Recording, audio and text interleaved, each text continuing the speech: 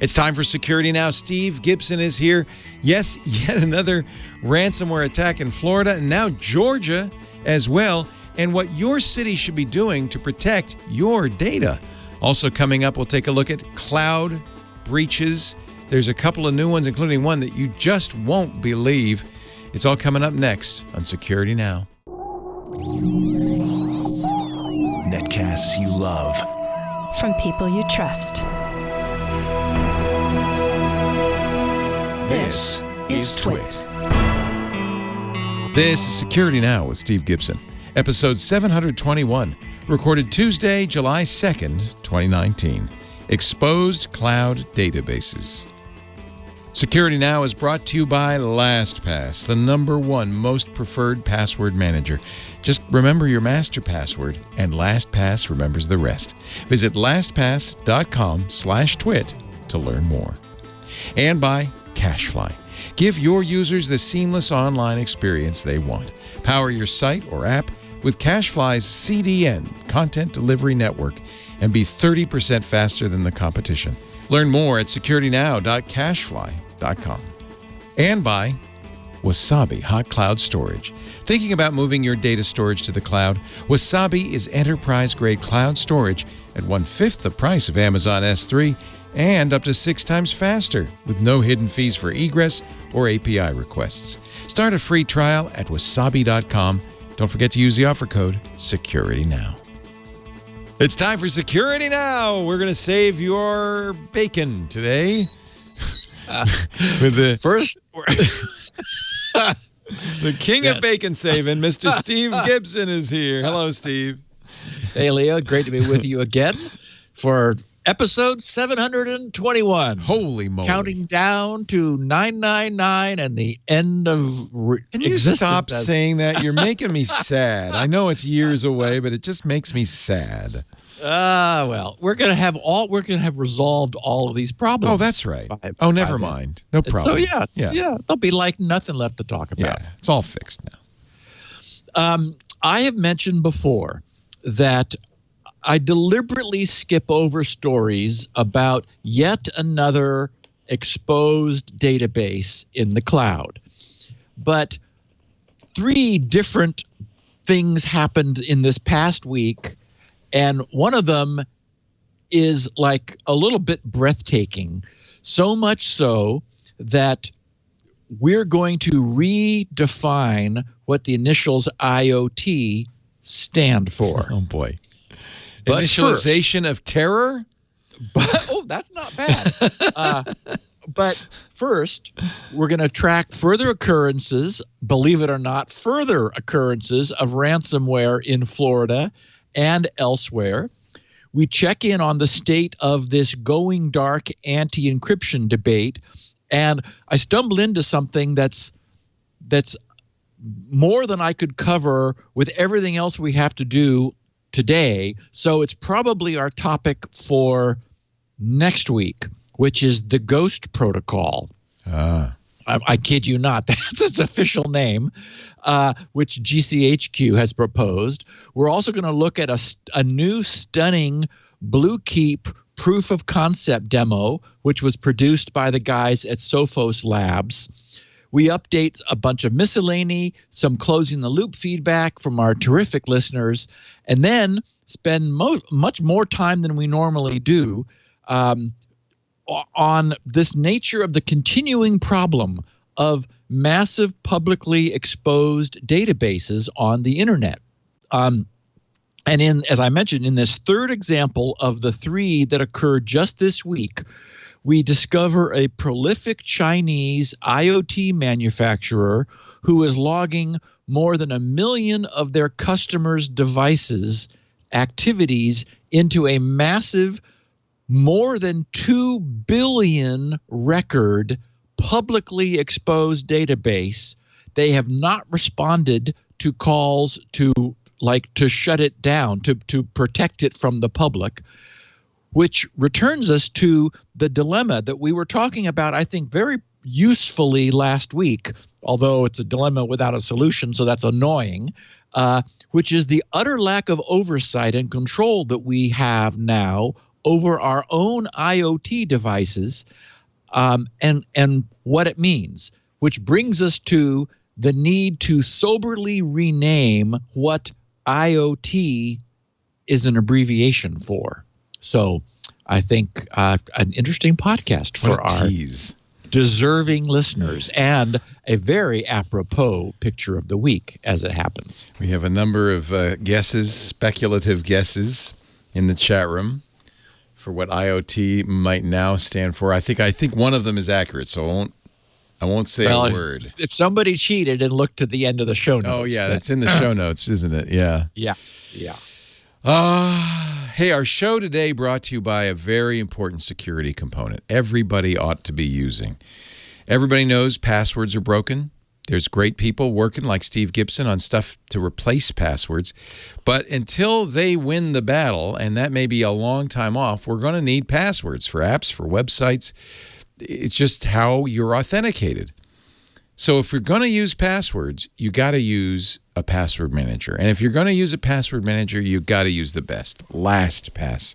The number one most preferred password manager. 13.5 million people use LastPass. 13.5 million. And we use it too. I use it at home. I've used it since it came out practically. It started with LastPass Premium. Then upgraded to LastPass Families because it made it so easy for me to share passwords. Just the other day, Lisa said, "Oh, could you put that subscription password in share it with me?" I said, "No problem," because I just drag it to the family folder where it's automatically shared. No trouble, no fuss, no muss. It also has a really good feature called emergency access. I can designate, and I have, my wife and my daughter so that they have emergency access if anything should happen to me. I mean, I think this is something we all have to think about. Everything's in that password vault. And by the way, I trust LastPass so much. It's encryption, it's security so much. I put more than just passwords in there. I put secure notes with all sorts of important things. Social security numbers. My will is in LastPass. My driver's license, my passport, and my family's passports and driver's license. It's all in there. And it's important that people be able to access that if something should happen to me. So emergency contact, emergency access is a great feature. That's in LastPass Families. I got to mention, though, there is more than that. There is LastPass for Teams and LastPass Enterprise, and that's what we use at TWiT. We learned very early on that employees will do all sorts of crazy things with passwords. Not only put them on Post-it notes on the side of the screen because they can't remember it, they'll share it with other people. We had one employee make a public website with all his passwords, freely accessible and readable, just because he couldn't remember them. I don't blame him, but that's why we started using LastPass. LastPass is encrypted everywhere except on device. Even LastPass can't get access to your passwords, so it's super secure. They use PBKDF2 to make sure it's unbrute forceable. How many iterations is it now, Steve? 100,000? They use a huge number of iterations. They're doing everything right. They've just introduced something new that we will be using. I'm very excited about. It's their new business lineup. 3 new products that give IT additional control. This is in their enterprise product and the convenience users expect. So LastPass Enterprise now includes single sign-on technology. This is great because while being more secure, it also is easier for your employees to use. 1,200 plus pre-integrated apps. So you get the market-leading password management capabilities, but also you can use this SSO for apps that are compatible, and that's I have to say, I love it. It's so easy, but it's so secure. LastPass Enterprise manages access for every entry point in a single solution. So if you have an app that's SSO, they'll use the SSO. Otherwise, the password manager and autofill. It's one of the things LastPass has always done so well, even on iOS and Android. I love that. There's also LastPass Mfa. This is more than 2FA. This is multi-factor authentication, not two-factor authentication, because it uses biometrics and other factors like geolocation to ensure only the right users access the right data at the right time, but it doesn't add complexity for the user. I love that feature. So perhaps you've seen things like this with Google, for instance, saying, sending you a message saying somebody logged on from a location that's unusual. It's that kind of thing. And having that in LastPass, to me, it shows they're state of the art. There's also Lastpass Identity. Now, this is a combination of Lastpass Enterprise and MFA. It gives you, the IT department, a holistic view of end-user activity. From a single dashboard, it's covering passwords, it's covering authentication, it's covering all apps in use, from single sign-on and password management to adaptive authentication. Lastpass Identity gives granular control to IT and frictionless access to users. It's kind of amazing because we've always said there's a trade-off between security and convenience. Well, there are some security tools that actually are more convenient, and LastPass has them all. We have used LastPass Enterprise at TWIT religiously. I've used LastPass for more than a decade, since they first started. Personally, I'm really excited about these products, and I invite you to check them out. So no matter what level you're operating, as an individual, as a family, as a team, or in an enterprise, you got to check out LastPass. Go to lastpass.com/twit.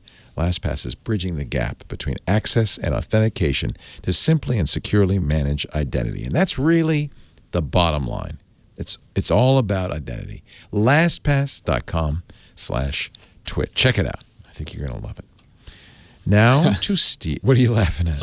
Well, our picture of the week, which is, it's not genius, but it's just fun.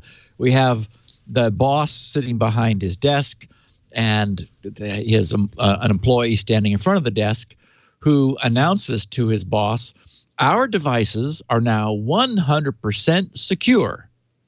And the boss is very impressed. He says, "How did you do that?" All caps. And the employee says, "I turned them all off." The only way, baby. So, yeah. Speaking of turning them all off, more ransomware news from Florida. We talked last week. So amazing. I know. It's so amazing. We talked last week about Riviera Beach was Riviera Beach, yeah. Yes, in Florida, right? And that was a relatively small community of 30,000. On June 10th, the computers of Lake City, Florida, population 12,000, ceased to function as malware encrypted their data after they were hit by a powerful ransomware attack that was named Triple Threat because it mixes three different methods of compromise. As we have always seen, and this happened again, an employee opened a document they received in email, which infected the city's network with the Emotet Trojan, which later downloaded the TrickBot Trojan, and then later that downloaded the Ryuk, R-Y-U-K ransomware. And Ryuk is something that we're going to be here, or maybe it's Ruck. Anyway, I like Ryuk. I'm guessing it's like the Three Stooges. Yuck, yuck, yuck. It's Ruck, Ruck, Ruck. Ruck, Ruck, Ruck. Y-R-U-K, right? Ruck, Ruck, Ruck. Ruck, Ruck, Ruck. Ruck, Ruck, Ruck. So the Ruck ransomware, but that's really nothing to Ruck, Ruck, Ruck about. It is, although now in this case, these guys quickly detected the attack, disconnected the affected systems within minutes of the discovery that something was very wrong. But that, of course, all this stuff moves at the speed of light. So the malware was still able to infect systems controlling most of the city's landline, phones, and email systems, and, of course, lots of other ancillary systems. The landline, phones, and email being communications was, very much in everyone's face, which forced employees to revert to pen and paper in an attempt to continue working. Fortunately, in this case, the police and fire and other emergency services remained unaffected since they were on a separate network. They didn't receive a demand for ransom immediately, and they were wondering whether it might have been because they quickly took the systems offline, thinking that maybe the bad guys didn't know they had been infected. But it turns out that wasn't the case. The request was received for ransom a week later by the Florida League of Cities, which is the insurance provider for the city of Lake City, which is the city that was infected. So to me, this represents... You're saying that the ransomware guys bypassed the middleman and went straight to the insurance company? Yes. Oh, my God. I know, which is a little chilling. Well, it's a spear phishing attack, right? These are targeted attacks. Yes, yes. So this league, the Florida League of Cities, the insurance carrier, began negotiating with the attacker and agreed to pay 42 Bitcoin. At the time, Bitcoin has been jumping around a lot recently. It hit a peak at 13,000, but it just today dropped below 10. But at the time, it was 400,000. So, and I was interested to hear that the attacker sent the ransom demand to the city's insurance carrier. This suggests more sophistication than I had expected, but I think we need to recalibrate ourselves. Now get this.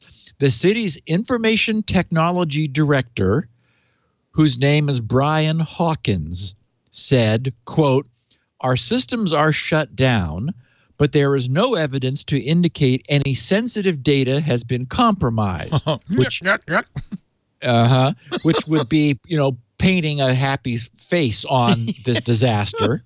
There's no evidence. Of course, again, he's the city's information technology director, Brian Hawkins. He's the guy responsible for this then. We'll be coming back to him in a moment. He said all customer service payment data, such as credit card data, is stored off-site by third-party vendors and would not have been accessed by an attack like this on our network.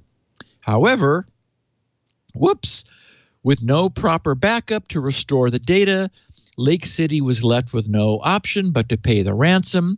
Thus, the city's leadership approved the ransom payment last Monday.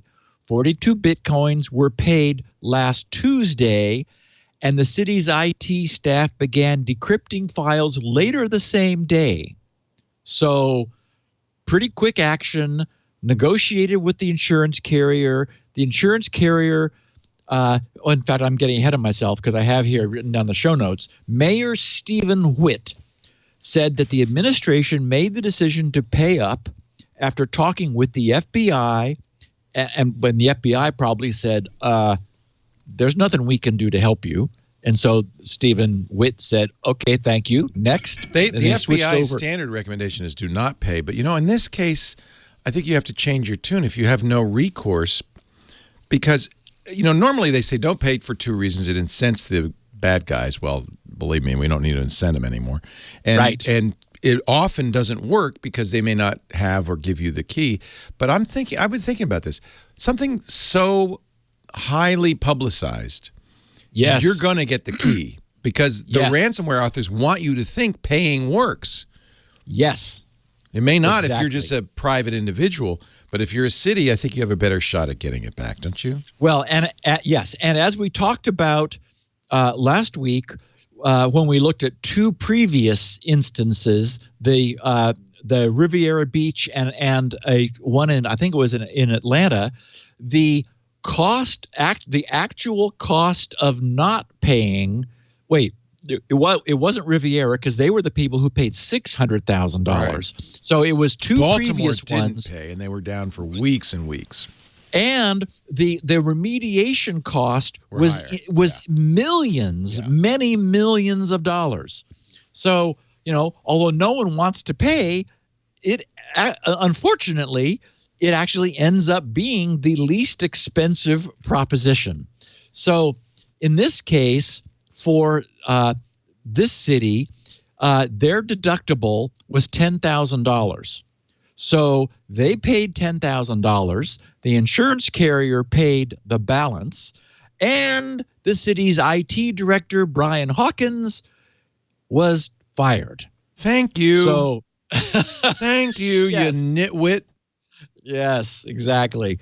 So we have 42 Bitcoins this week.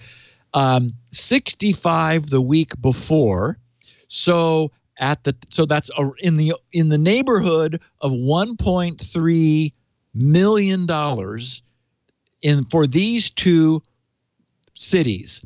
So this creates a dilemma. There's a third Florida city, by the way, Biscayne Beach, I think. Yep. Yeah. I'm just getting to it. Oh, good. All right. So attackers, here's the problem. Attackers have apparently found an interesting niche to It's a good attack. niche. It's a good niche. We, like individuals, smaller government municipalities apparently lack sufficient IT infrastructure to allow them to both protect from and recover from targeted attacks. But unlike individuals, they have much more important data at stake, as well as insurance, to take the short-term sting out of paying up. And they've got arguably much deeper pockets as well. So, okay, here's a test. I want everyone currently listening to this podcast to raise your hands if you think that, well, unless you're driving, if you think Then raise that a finger. Okay, a finger, good. Yes, take a finger off the wheel. If you think that the bad guys have all the money they want and will now stop pestering deep-pocketed, well-insured, small municipalities with targeted attacks. They're going to retire. Okay, now. everybody got your hands up? Anyone? No? That's right. We're going to be seeing more of this. And guess what? That's already happened. Since then, I was trying to wrap up this sorry, story. I ruined it for you. News kept coming in. An even smaller village of 3,000 residents in Florida, Key Biscayne, was just yesterday hit. Officials reported, I guess it was earlier because we have yet another one. Officials reported a RUC ransomware infection last week, but they haven't decided yet if they want to pay the ransom demand. A special session of the Village Council of Key Biscayne was held last Friday night, with a second session on Saturday to determine how to respond to the RUC ransomware attack on the village's systems. No answer yet. What's happened is, as a consequence of this now sort of ongoing series of high-profile attacks, is that the public and the media are beginning to turn negative on city officials who fail to secure networks and then to decide to pay hackers. Yeah, in fact, there's a term now, Riviera Beached. You've been Riviera Beached. So that'll give you some idea. Yeah. So now paying ransom is viewed as a sign of a city administration's failure and weakness, rather than being a quick fix to get access back for the citizens' data and so forth. And as we would expect, in following all of this up, forensics has always determined that it was a city employee who ushered the malware into the network by opening a malicious email and clicking on something. But you can't blame the employee so much. Why is that malware getting through their intrusion detection systems? Why is it passing? Have they been trained? You can't completely blame the employee. This stuff's hard to spot. Yes. By the way, there's an update on this from Ars Technica. Okay. According to Ars, Riviera Beach, in addition to the $600,000 they spent, will spend $1 million in remediation. So they're not done. Wow. And this morning, the Georgia Administrative Office of the Courts confirmed they've been hit by RUC. Yes, and in the show notes. Oh, was it in the notes? And just as I was trying to wrap up the story, the state of Georgia's Judicial Council and Administrative Office of the Courts fell victim to a RUC ransomware attack. So it makes sense because these smaller cities, yes, they don't have budget. They have valuable information. Plus, I thought about this. It's probably easier to spearfish them because they all have public websites. So does the Georgia court, where you can go and find the name of the city manager, his email. You can find the name of the comptroller, her email. Right, very good point. So you don't have to do a lot of snooping around to get everything you need. And you could probably generate email, like, for example, spoof the sender data of some employee to be their boss, because the managerial structure is also public knowledge. I mean, it's all public record. So you do some research and you generate very convincing looking email, which you then send to an unwitting employee and say, hi, Betty, following up on our conversation recently, here's the data that I told you I would provide. You're the city manager and you send a note to the comptroller saying, this spreadsheet looks like the numbers are funny. Can you check it? That's all you have to say. Yep. And unfortunately, you still read news reports saying, watch out for email from people you don't know, which is exactly the wrong thing to watch out for. It's always from people you know. So their infrastructure is publicly available. They are insured.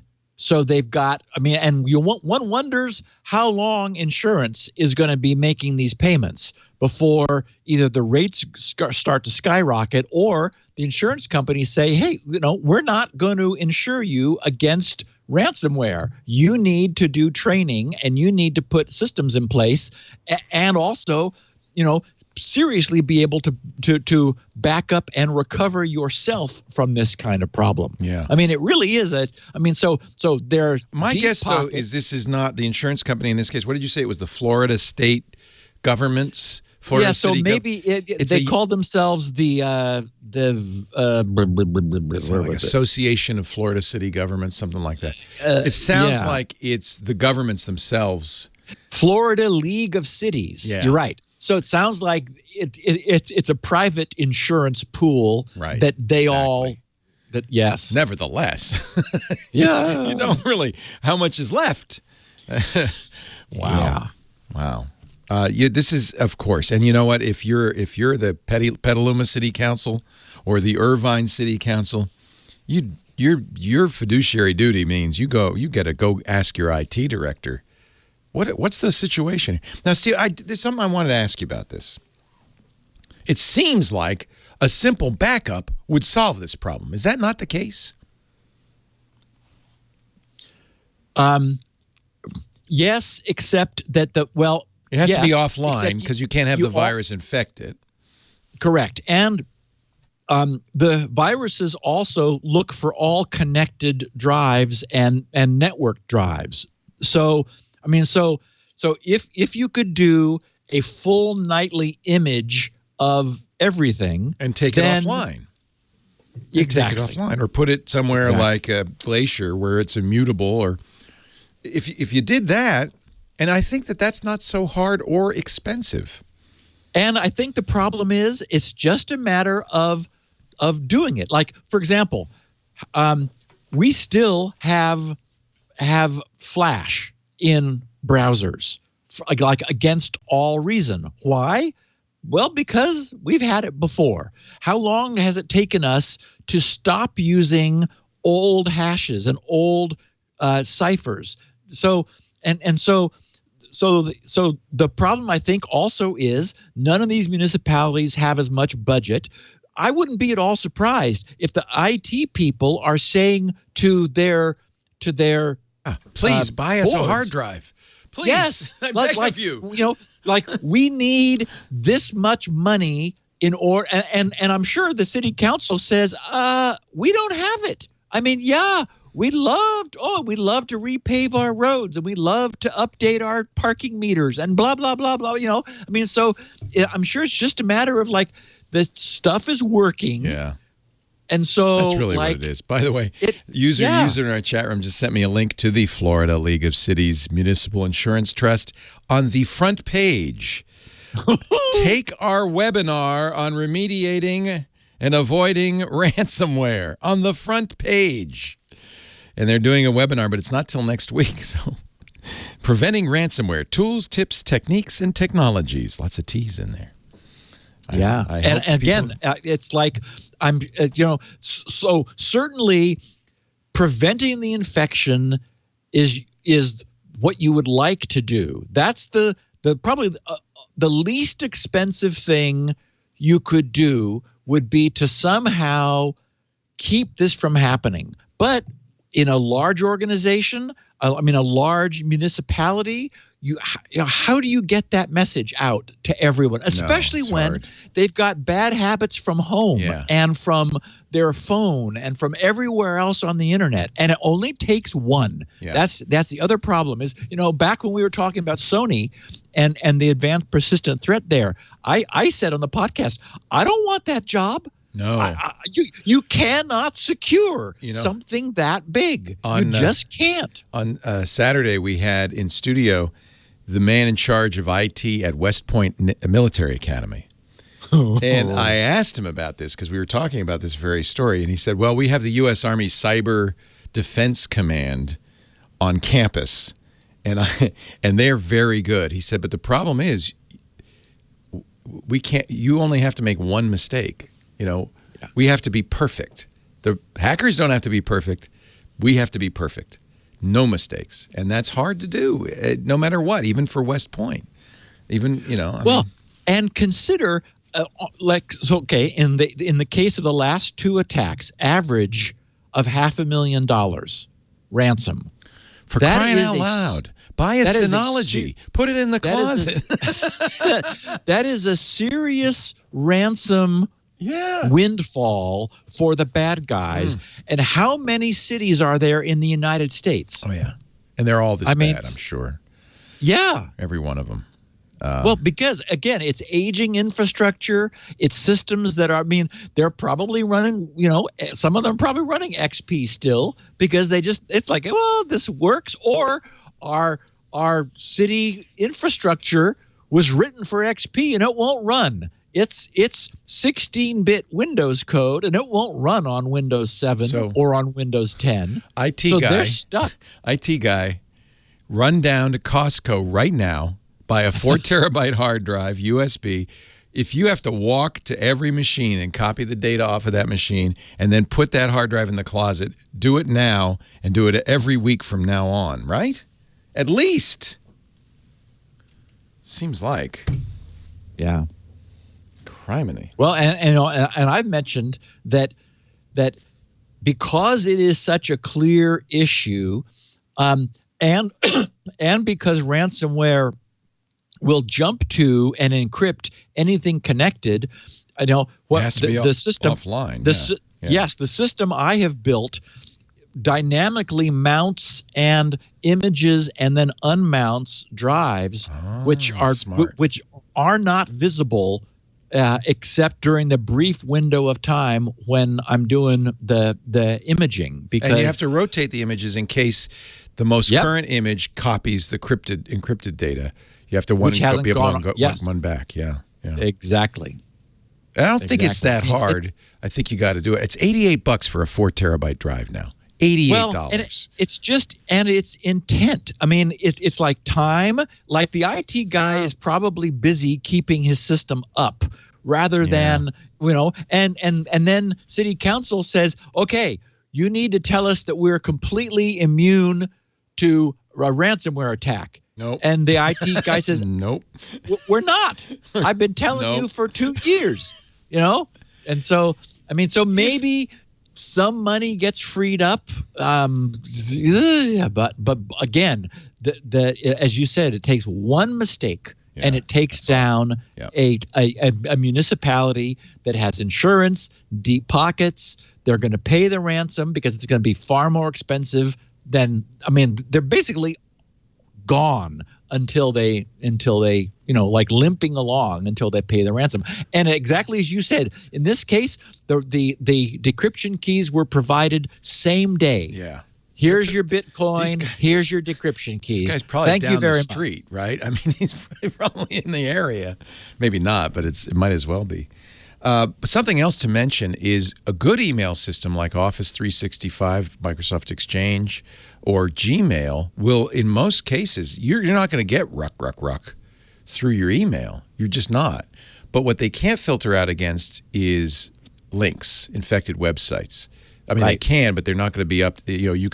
I can make today a website they wouldn't know about till tomorrow.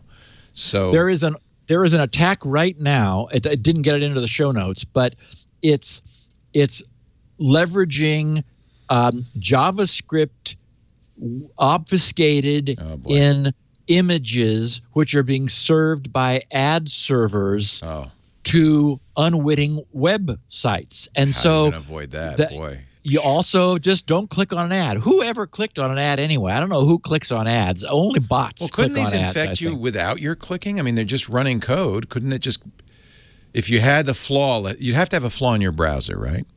But remember that Firefox 0 day.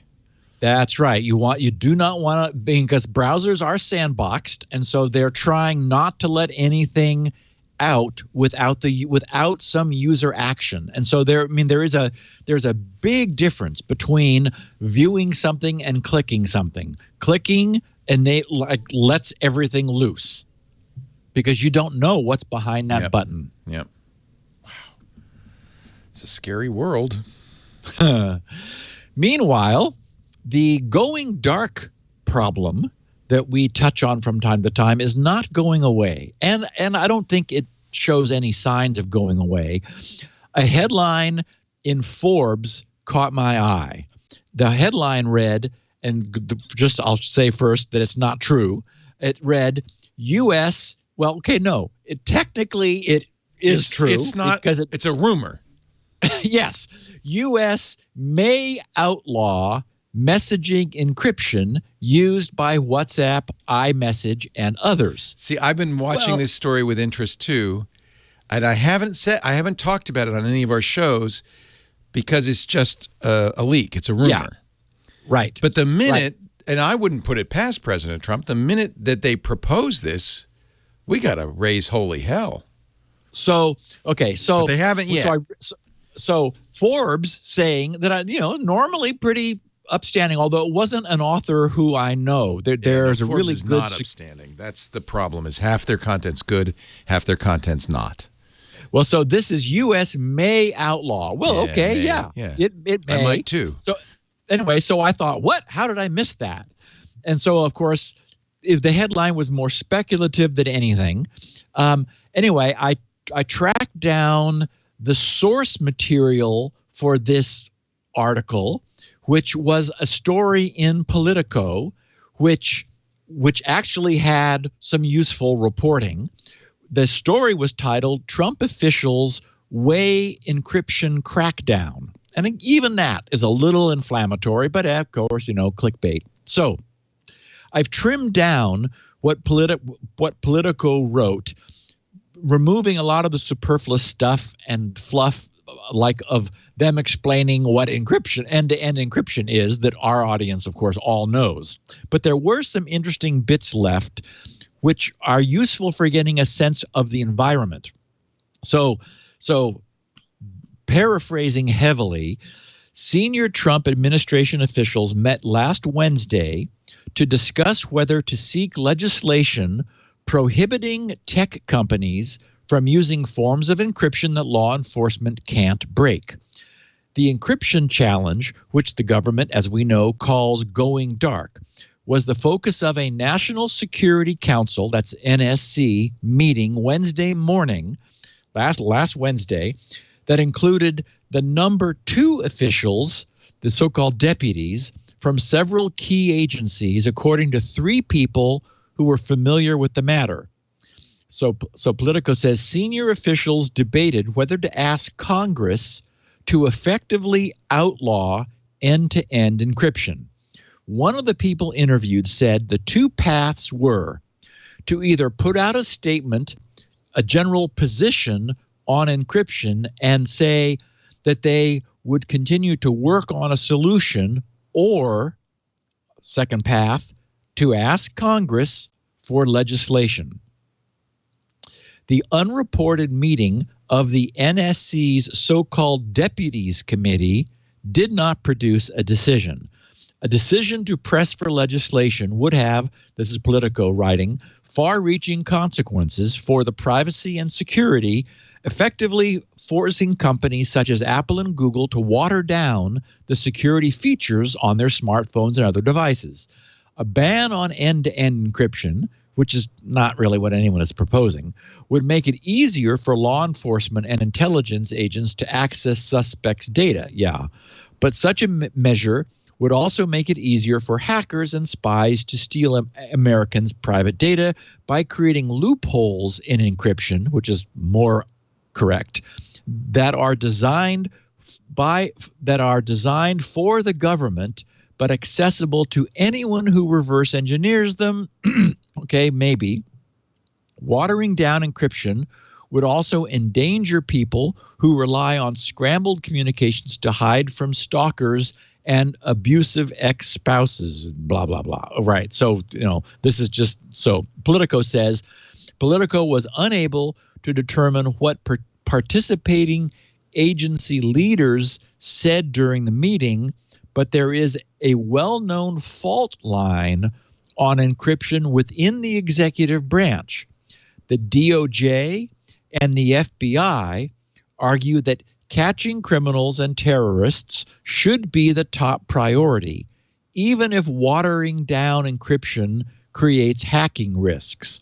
The Commerce and State Departments disagree, pointing to the economic, security, and diplomatic consequences of mandating encryption backdoors. DHS, the Department of Homeland Security, is internally divided. The Cybersecurity and Infrastructure Security Agency, the CISA we've talked about, knows the importance of encrypting sensitive data, especially in critical infrastructure operations. But ICE and the Secret Service regularly run into encryption roadblocks during their investigations. An NSC spokesperson declined to comment on the meeting. So the high-level NSC discussion highlights how policymakers have continued grappling with encryption even as it has receded from the headlines. And there's a lobbyist familiar with the discussions was quoted, "There is a significant administration-wide effort underway on what to do about the going dark issue." And then finally they said tech companies such as Apple and Google, okay, we all know about this, San Bernardino, we know about that. The transition between the Obama and Trump administrations saw a handoff of sorts between two high-profile advocates of the need to access encrypted data. After President Donald Trump fired Comey, Deputy Attorney General Rod Rosenstein succeeded him as the government's top going dark warrior. Rosenstein, who dealt with the issue as a U.S. attorney, warned vaguely that cooperation with Silicon Valley was unlikely to work, implying that legislation might be needed. But now Rosenstein is gone, and experts generally agree that Congress is unlikely to pass a bill requiring warrant-compatible encryption. And that's the first time I've seen that term anywhere.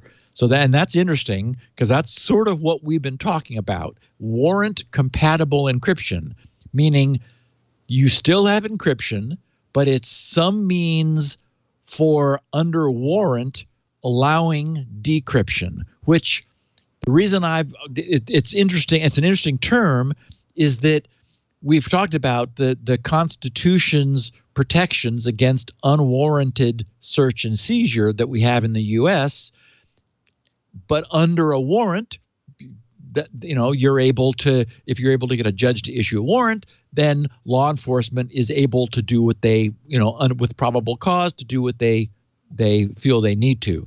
And as we know, Senators Richard Burr and Dianne Feinstein floated a draft measure back in 2016 after the San Bernardino issue, but it was met with an intense backlash, which quickly killed any prospects for it going forward. So the presumption is that this was sort of a sentiment gauging meeting, which might be preliminary to more public and open talks. And in any event, as I followed up other links from this story, I discovered the Lawfare blog with its back and forth discussions about a proposal by the UK's GCHQ, which I referred to at the top of the show. The Ghost Protocol. Yes, the Ghost protocol. We don't have time to talk about it this week, but I'm preliminarily titling next week's podcast "The Ghost Protocol" to discuss it at some length, because it's the first instance of a serious government-sourced quasi-compromise beyond where we are now, which is sort of an all or nothing. And there's been immediate pushback from the tech community. I mean, basically, the tech community is going to push back against what they perceive as weakening of encryption, but there's no way around the fact that warrant-compatible encryption is a weakening of encryption. And so it's difficult to see how we move past this, but I think we're going to have to. I mean, either we decide that we need to get shims installed into the devices before the encryption, as we've talked about, so that we're not weakening the encryption. But the problem is, what law enforcement wants is everything to be recorded and then to be able to go back into previously recorded encrypted conversations and retrospectively decrypt them. And so the idea being, well, we don't, we don't know ahead of time what the conversations were for example, the case of the San Bernardino attack. They wanted to get the guy's smartphone and then look at what conversations had been had prior to the attack. So the fact that those are tantalizingly available is part of the problem.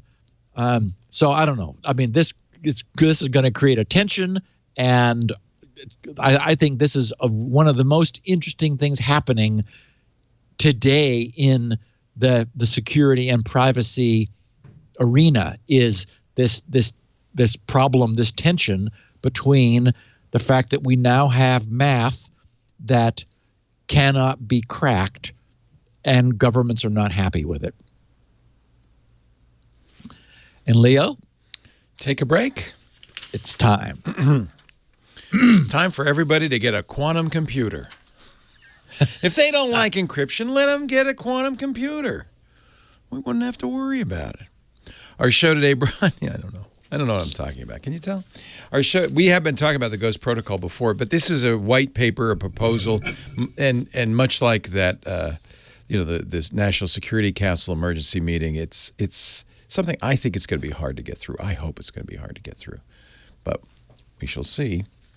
Our show today brought to you by CacheFly. Literally, if you download the show, you're using CacheFly. CacheFly is our CDN, our content delivery network. I don't have to tell you, probably, if you're a Security Now listener, what a CDN is. The idea is it distributes your content across to the edge, where it's closer to your user, your listener. If you're a podcast, your user, if you're an app or a website. CacheFly has servers all over the world, hundreds of them. And so when people download the Twit podcast, they go to the server that's nearest them. They get it much faster. I mean, much faster. CacheFly CDN delivers rich media content up to 10 times faster than traditional delivery methods, 30% faster even than other major CDNs. So if your website or your content is tied directly to company revenue, you want to give your customers not only the fastest downloads, but the most reliable downloads. One thing I love about being on CacheFly, we've been on CacheFly for 10 years. You remember, Steve, when we first started, I was begging people to seed our BitTorrent, and I was trying all sorts of ways to get this stuff out there, and it's just not easy. Matt Levine at CacheFly came to me and said, hey, we can help. And he has for more than 10 years now. And not once in that 10 years have I ever gotten a call, oh, the CDN's down, oh, we can't download your show. If you can't download our show, it's not their fault. It's never been their fault. It's always been our fault. We didn't put the show up, for instance. CacheFly is amazing. No 3 a.m. phone calls. They save us a ton of money, partly because our data, our downloads are spiky, like Security Now. A lot of downloads on Tuesday and less on Wednesday or Thursday. So our demand spikes up. Now, with a lot of content delivery networks, you got to be logging in all the time. Make sure you haven't used your quota up. Not CacheFly. CacheFly does a great thing. They'll work with you to average your usage out over a year. So no matter what those spikes are, and we don't know when the spikes are going to happen or how big they're going to be, but we have a pretty good idea of what the yearly flow is going to be. So that way I save a lot of money. On average, you save about 20% on CacheFly. And because they have so many servers, 100% SLA. That's not 5 nines or 4 nines. That's 100%. That's all the way across. CacheFly guarantees the best user experience for all your customers, no matter where they are, no matter what device they're on. So many companies use CacheFly, not just Twit. Ars Technica uses it. Dan at 5x5 uses it.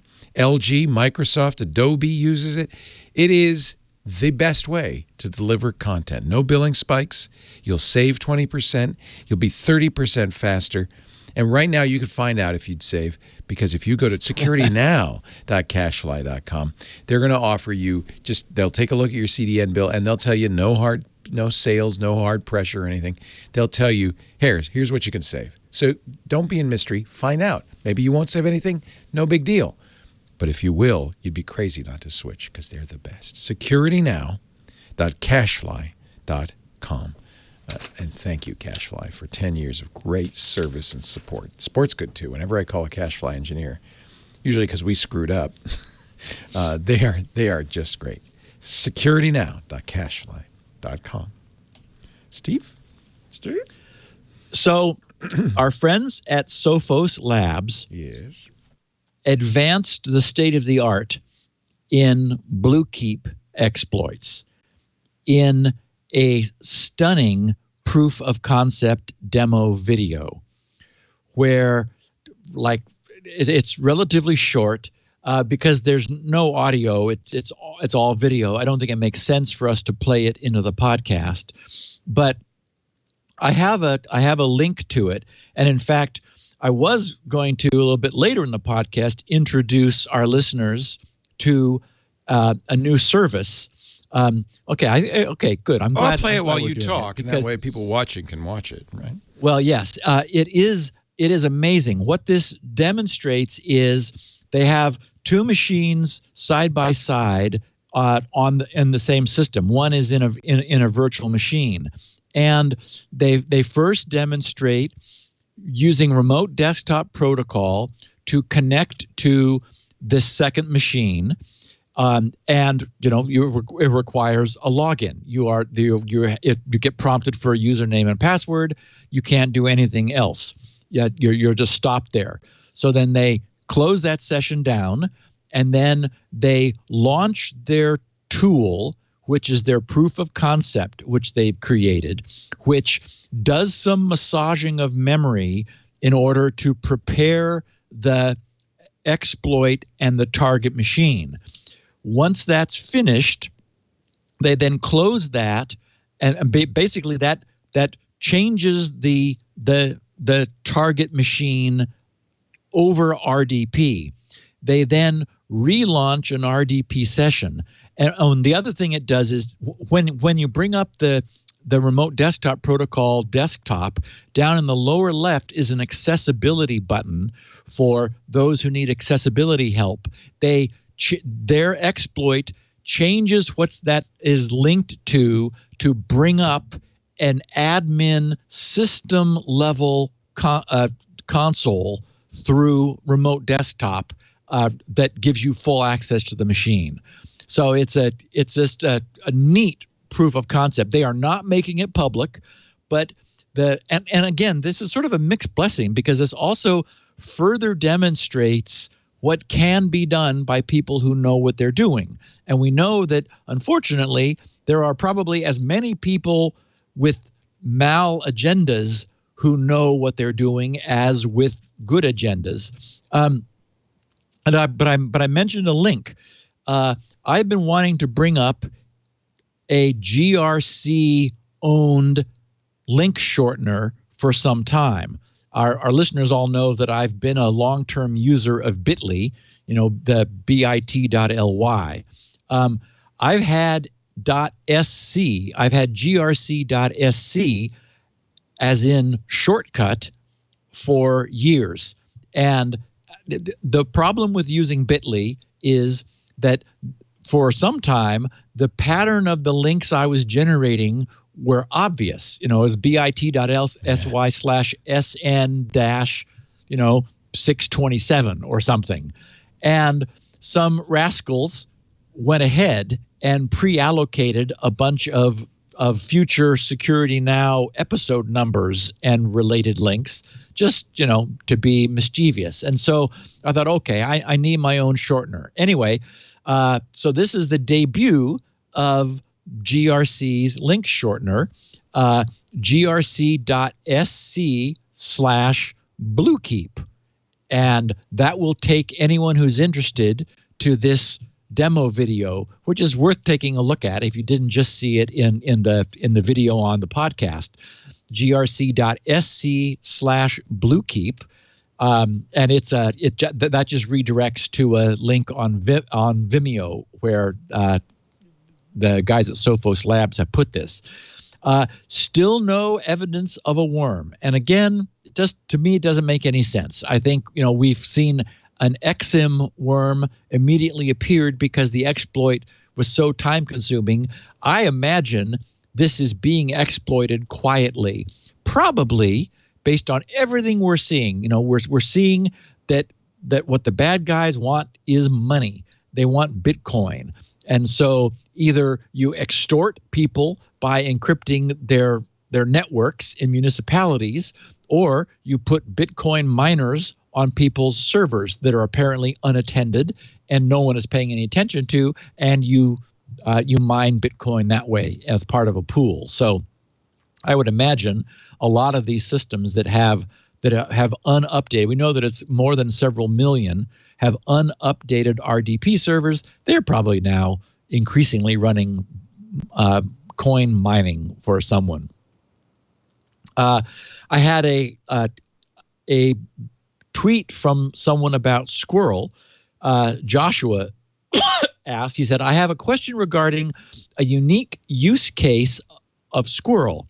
I'm an active duty military and am frequently using controlled systems that don't allow installation of third-party software, including browser extensions. I also work either on underway ships or in areas where cell phones and other electronic devices are prohibited. Is there any way for Squirrel to work for me? He says, I tried to sign up for the forum, but my account is in moderation. And so, real quickly, if Squirrel succeeds, then part of its success, part of what I will consider success, is that it becomes adopted by browsers. All we have to have is Chromium, the Chromium project, to decide, hey, this makes sense. Immediately then, and Mozilla too, and immediately Chrome and Edge get it, and then Mozilla follows, and we've got browsers covered. So the point being that eventually there's no way that this won't end up being built into browsers. It is a natural thing for that to happen. And I've said in GRC's news groups that having finished a client for Windows, if I knew then what I know now, I would have done this as an extension. On the other hand, when I began this 6 years ago, we didn't have a common ecosystem for browser extensions. Everybody was disparate and nobody was synchronized, and the browsers were competing with each other to a much greater degree. So there wasn't a single solution. And there is something to be said for a single client running in a multi-browser system. That is, if you have the Windows client for Squirrel, then you can use it with Chrome and Firefox and IE. And so, one installation of your client runs across all the browsers if it's in the OS. So maybe that'll be the other thing that'll happen, is it might be moved into the operating system. That's another place for it to be. So eventually, I can get it where in a locked down environment, it's not possible to install things to make this work. And if you can't even put it in an outboard phone, then it's just you're gonna have to wait until it's, because it does require some computation. At the same time, this environment wouldn't allow the use of a password manager. So I don't know what these people do. I guess they have a big book of passwords and somehow enter hopefully hard to memorize passwords manually, because if you can't install a password manager, how do you have a different password for every website? I don't know if they go to websites, to be honest with you. Yeah, and so in that case, then that's they a very need good Squirrel, point. right? So why do you need Squirrel anyway, right? Right. And just so that everyone knows, the Squirrel forums are moderated. We've got a big team of moderators who signed up in the beginning days, and I'm so grateful to them all, because essentially anybody who joins, because we don't want this to be a free-for-all and a spam fest and a mess, which unmoderated forums tend to devolve into. So people have to demonstrate that their intent is sincere, and if anyone starts to become a problem, we'll just remove them, because the point is for these forums to be useful for Squirrel users. They are not intended to be a place for people to spray their graffiti. So everybody is moderated when they start, and then they come off of moderation after they've proven themselves a little bit. And GMT also said, searched for Squirrel app on iTunes, found this, and then he said squirrel.chat, and I have no idea what that is. But the only way to, at the moment, because this has not yet been released to the iTunes store, Jeff is still working on it, is to join the forums, and you'll find links there to get on the beta team for the iOS Squirrel for iOS, and then you're able to use it. And that's what I used as part of my Squirrel presentation. Somebody in the chat room has said that there is now a plugin for Squirrel for WordPress. Were you aware of that? Or yes, there is. That's great. It's still in its early stages.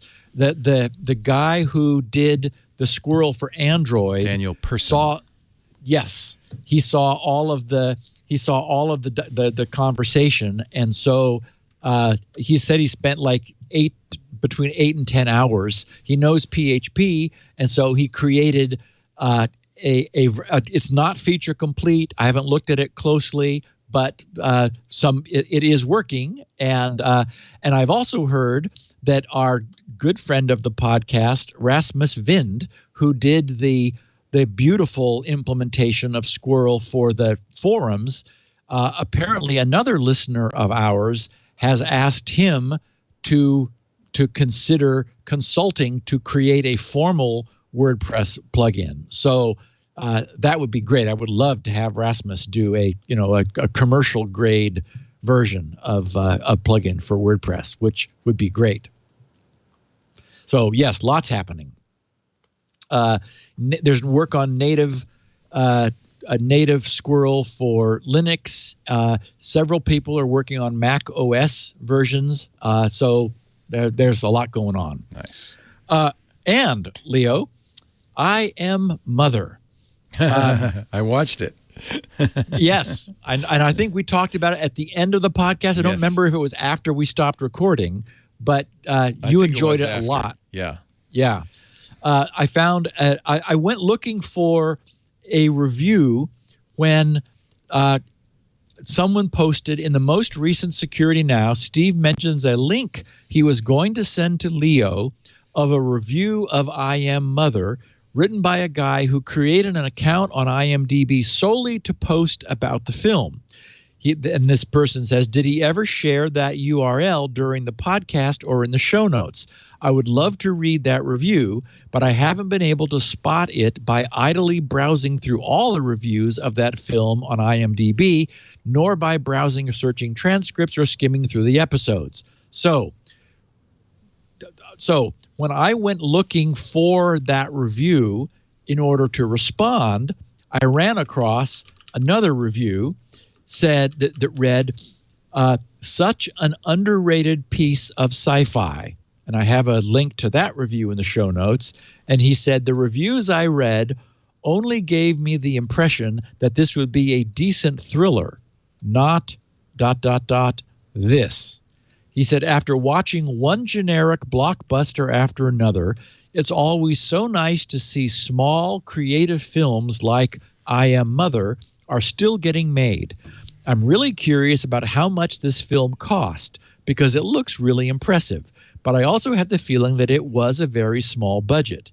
This film has solid acting and interesting characters. It touches on complicated ideas with a tightly paced narrative from start to finish, and managed to keep me on the edge of my seat till the very end. If you love to treat yourself to some great science fiction, I highly recommend I Am Mother. And of course, our listeners know I recommend it too. Anyway, with the warning that this is a complete spoiler, and the reason you and I were talking about this particular review, that not the one I just read, the one I have a link to, but I cannot read, is that this guy who created an IMDb account just to post this, it's because he was annoyed by people not understanding the movie. You really do need to pay attention, especially at the end, where some things are said that are like, aha. It's sort of like that, where like the whole thing's been building and a few last pieces of a puzzle click into place. Anyway, this was going to be my first use of GRC's link shortener, and this is a good use for it. But again, warning, total spoiler. So for those who have seen it, or you will never see it, then grc.sc/IAM. grc.sc/IAM. And you and I, Leo, both liked it. Yeah, and I'm reading this, and now I realize I half understood what happened at the end. Yeah, it was well conceived. Yeah, very. But you'd have to do some math to really understand what it all meant. Right. I kind of suspected something, but now I understand completely. Yeah. Yep. Yeah. Yeah. So anyway, but again, don't go there. No. Watch it. And don't even watch the trailer. Just watch the movie. Yes, the trailer, as I said originally, gave away way too much. Yeah. Again, not the whole thing, but it's like, just better to see the movie. You'll enjoy it much more, I think. And we've had a lot of tweets from our listeners who have said, thank you for the recommendation. I might have missed it if not for you guys talking about it. So it's been popular among our listeners. Just to address that first review, which is, I wonder how much it cost. I think one of the reasons you see a lot of sci-fi taking place inside of spaceships, or in this case inside of a facility, is that's cheap. That's really cheap. Because they build one set, they shoot the whole thing like Aliens, cheap. They shoot it in a set, and they don't have to go anywhere, they don't have to do anything. And I'm going to guess that there was a lot of CGI, a lot of computer graphics in there because there's, I can't say anything without giving away anything, but there's enough detail that you would think, wow, this must have taken a lot of work. But so a lot of times when you make a movie, you can either do it with practical effects, physical things, or you do it with computer graphics. And of course, sometimes it's cheaper to do it with practicals, but the kinds of graphics they had, I would suspect it was CGI. Yeah, and CGI in a set and two actors, come on, cheap. Yeah. And I think there was a lot of running down the same corridor over and over and over. Yeah, you notice that corridor didn't change much. Yeah. Yeah. You noticed that, did you? Yeah. Yeah. Yeah, but that's fine. So what? It was a great movie, a great story. It worked. Put the money. Well, and again, isn't that what a movie is supposed to be? Right. We've sort of gone into this whole, computer graphics overload, it's where it's more like a video game than it is a story with content. Yeah, this doesn't appear to be that at all. No, it's quite well done, I thought, and provocative. As with all great science fiction, the ideas are what make it interesting. Yeah. I got a note from, I guess it must have been email. Howdy, Steve and team. He says, my name is Bob Johnson. My name is Team. Hello, Team. As Team, I appreciate that. I should have made it capital T. Yeah. He says, I've been using SpinRite since version 5. During that time, I was in the United States Air Force and was my fighter squadron's SCM. And he says, parens, small computer manager. He says, basically, I was the IT department. We had a copy of SpinRite version 5. He says, parens, I cannot vouch for its license, but we used it to recover many a crashed drive. He says, so when SpinRite 6 came out in 2004, I immediately bought one for myself. It was the best money I have ever spent, hands down. So now I'm fervently awaiting version 6.1. I have caught you from time to time mentioning your group of testers. I would like to be one of them. Am I correct in my understanding that only those that find their way to your forum/usefeed/hideaway of testers get to beta test? Okay then, challenge accepted. When I have time to poke around, I'll find you guys. In the meantime, reserve me a copy of whatever the latest version is. Take care. See you around. He says, Bob Johnson, avid SpinRite user, Ketonian, and defeater of diabetes. Oh. The latter, thanks to you and your selfless research with your own N=1, meaning a sample size of 1, ketogenic experiment. Nice. So very, very cool. And just for Bob and everybody else, I have two places now, for example, where there's squirrel discussion. There's the public web forums, and then there's our old school text only, boring, dry, Usenet news groups. I am so much happier there. It's sort of with a good news reader, which I have, Gravity for Windows. I can mark threads unread. I can leave posts marked. It's sort of built-in project management and dialogue and interaction and feedback in a community. That's where the work of SpinRite 6.1 will be happening. I just can't. I don't have the same sense of presence or management ability in a web forum setting. It just isn't there, and it's not what it was meant for. So the way this will work is that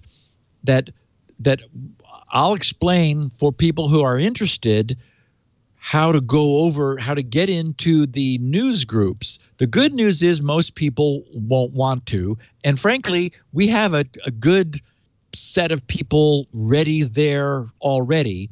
But anybody with an existing SpinRite license will be able to use that to download whatever it is that is the current version under test, which I'm sure won't hurt anybody's hard drive. We never have, so I don't think that'll happen. But the point is, you don't have to participate in feedback in order to be able to play with what I've got. And it is my intention, as I have said, to be immediately producing useful code. So I'll be talking about it, obviously, on the podcast, since there's so much interest in that here. and that's how we'll manage that going forward. But not in the web forums. That just does not work for me. It'll be in the boring, dry, textual news groups because it's sort of a built-in project management environment. Someone calling himself Alan Turing, but obviously not, tweeting as @CyberWarrior010 said, Steve, not sure you have heard about this yet, so I thought I would drop it in your ear. I have found an XIM worm that is, get this, patching the XIM vulnerability. Fun stuff. I have screenshots if you're interested. I didn't follow up, but I just thought I would share the fact that, that's very cool. It's illegal to do any kind of a worm, but thank you, whoever you are, for breaking the law and patching people's email servers for them. That seems like a good thing, even though don't do that. James Alseth said, he said, quote, there are no bugs, unquote. That's a hell of a claim. What test suites do you run? What are your testing processes? And I got a kick out of that. Of course, he's referring to my bold claim last week that SpinRite has no bugs because I did release 6 in 04, as Bob mentioned, 15 years ago, and I haven't touched it because there's nothing to fix.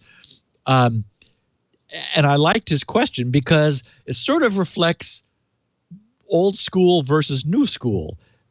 My testing processes are 15 years worth of users using it and tech support standing by to tell me that I need anything to fix. And so it's actual use for 15 years on countless systems and hard drives that have never revealed that there's anything I can do except to advance it to its next version, which of course is my intention. And lastly, Spencer Daly, he said, hello again, Steve. This is a neat thing about uBlock Origin, probably worth mentioning. I remember back when you were deciding to switch from NoScript to uBlock Origin, and at the time, it was presented as a monolithic, do I run JavaScript or not dilemma. Since then, uBlock Origin has added the ability to disable JavaScript on a per-site basis, which of course is what NoScript used to have. He says, it's the icon that looks like a script in the bottom right of the pop-up. It would probably be good, he writes, to let listeners know that they can selectively disable JavaScript on a site-by-site basis for a pretty big security and performance gain. Cheers, and a shout-out would be cool. Spencer Daly from Austin. So, Spencer, there's your shout-out and a thanks for making sure our listeners knew that just scripting can be enabled or disabled per site for anybody who is interested in doing that. It doesn't default normally because, again, we've sort of said, okay, you just can't run the internet, today without scripting. And we're a little bit early, Leo, for our final sponsor insert, but I think we should. And then we're gonna dig into some news about exposed cloud databases and the redefinition of IoT. We hear about them all the time. There seems to be more all the time. Our show today brought to you by Wasabi Hot Cloud Storage. Now, if you have sushi, that little ball of green stuff, wasabi, is hot, hot, hot. But when I'm talking about hot cloud storage, I don't mean quite the same thing. Actually, I'm going to recommend wasabi to any city government listening right now because it is cloud storage, yes, very important for backup. But, and by the way, S3 compatible. So if you have an S3 program, it uses the same API as Amazon's S3.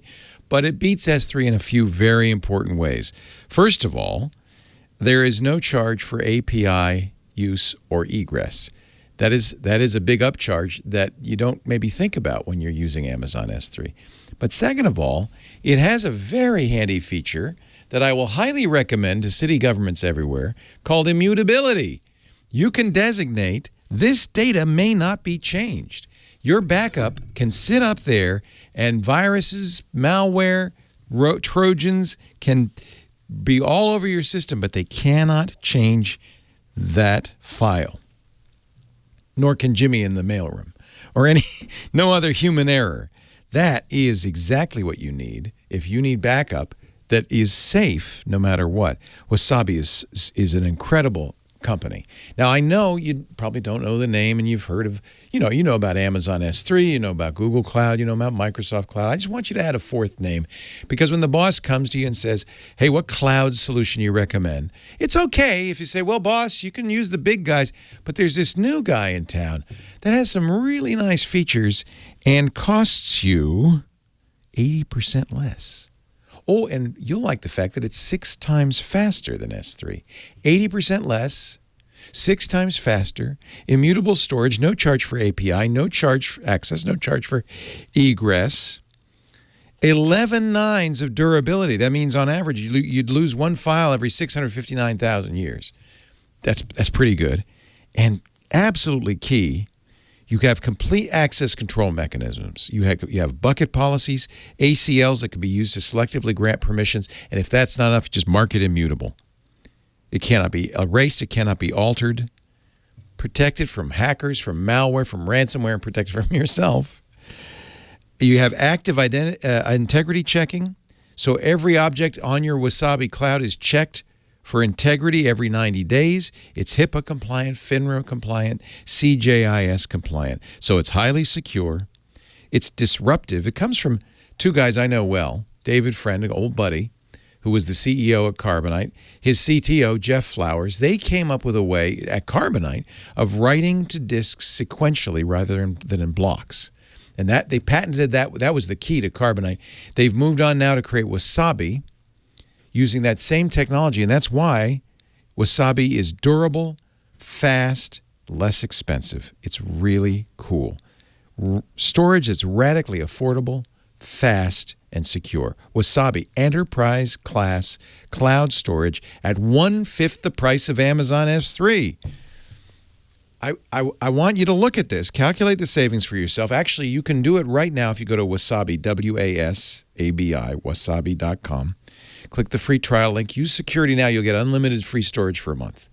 That's plenty of time to really put a lot of stuff up there. And if you have a lot of stuff, by the way, ask about the Wasabi ball. You could transfer petabytes of data on this Wasabi ball. Send it right up there instantly. I love Wasabi. You will too. Wasabi.com, free trial link. Enter the code security now. Join the movement. Migrate your data to the cloud, but do it safely. Do it with confidence. I'm talking to you, Florida. Go to wasabi.com. Make sure you use the offer code security now for that unlimited free storage for a month. Wasabi. Thank you, Wasabi, for your support. David Friend's done it again. Check it out. You owe it to yourself at wasabi.com. The offer code again, security now. Back to you, Steve Arino. So as we know, I've recently commented that I often don't bother to mention the more or less continuous flow of reports of publicly and inadvertently exposed cloud-based databases. These reports are not super interesting. I mean, it's like, yeah, millions of this and millions of that, but there's no real takeaway from each of those. If we had access to the internal details of each breach, so that we could see and appreciate exactly how each of those happened, then that would make for some fascinating and probably teachable moments for the podcast. But normally, there is no access to that. All we hear is, somebody discovered this big database that was exposed. But one of the things we do know is that every one of these breaches must come down to 2 pivotal mistakes. First, probably without exception, the data that well, first of all, the data was never intended to be made public. Given the nature of the data which is disclosed, it's clearly not the intention of the people who are curating this data that it be publicly exposed. So that says that the database server should never have been bound to the public-facing server interface. So the developers of the database systems apparently wrongly assume that network-savvy engineers will be setting these systems up and will know better. So, they'll bind the server to the local interface, not globally, not 0.0.0.0, which is typically means, all networks connected to an interface. Rather, they'll bind it to the internal LAN side so that it doesn't answer any calls from the public side. And then second, also without exception, we know that all access to the data, even internally, should be protected by some form of strong authentication mechanism, and preferably several forms. Only if both of these absolutely must-do measures have been ignored could we have the problems that we keep seeing occurring constantly out on the public internet. The server is on a public-facing interface. It's bound to a public-facing interface, and there's no authentication. So it's given that being the case, it's really not accurate to call these data breaches, although the tech press often does, I guess because that sounds sexier. It's not a data breach when a web browser is used to access a website because a web server is publishing the website's contents. We don't call that a data breach. So neither is it a data breach when a database has been published by a database server onto the public internet so that anyone who queries the server will obtain the database's data. It might have been an inadvertent publication of that data, but no breaching of anything was required to obtain access. It was being openly served and publicly exposed. So this week, once again, several recent data exposures that, and it was them all hitting, especially this third one, that I thought, okay, let's just stop for a minute and talk about this problem. So in the first of these three instances, we have more than 5 million records, 5 million, containing personal information and medical insurance data exposed in a database belonging to the insurance marketing website MedicareSupplement.com. MedicareSupplement.com is a U.S.-based marketing site which allows visitors to find supplemental medical insurance available in their area. Last Thursday, researchers said that they found this publicly available, this happened to be a MongoDB database that had been online for several days and was unprotected by any password or other authentication. So again, like this 5 million plus record database of Medicare supplement insurance interested people. Bob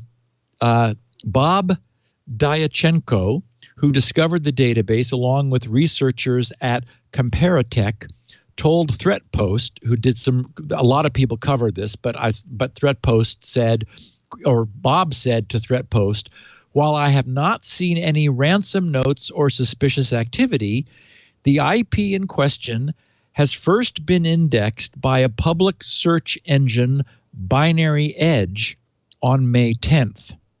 With a MongoDB exposed in the wild for such a long time, he said, there is a very high likelihood that it has been accessed by others.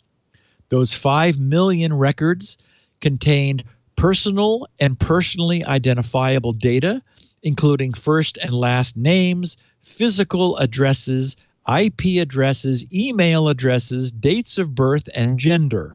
So if nothing else, here's 5 million records of strongly de-anonymizing data.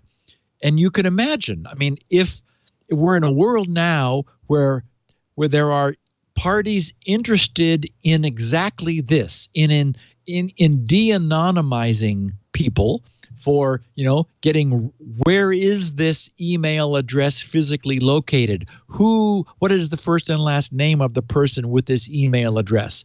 Their dates of birth and their gender. Well, here's 5 million instances out on the net waiting.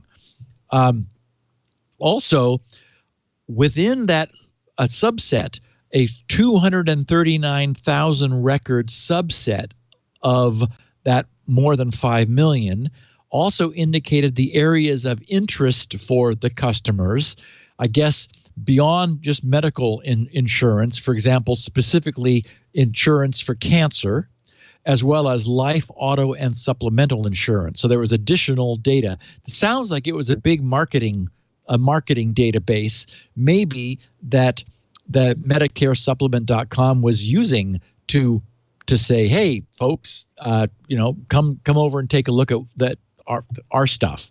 Anyway, the researchers disclosed the presence of this vulnerable database to MedicareSupplement.com, after which the database access was disabled and then proper security was put in place. So there's, again, this is an example of the stories that I'm constantly stumbling over and thinking, okay, this is only a 2-hour podcast.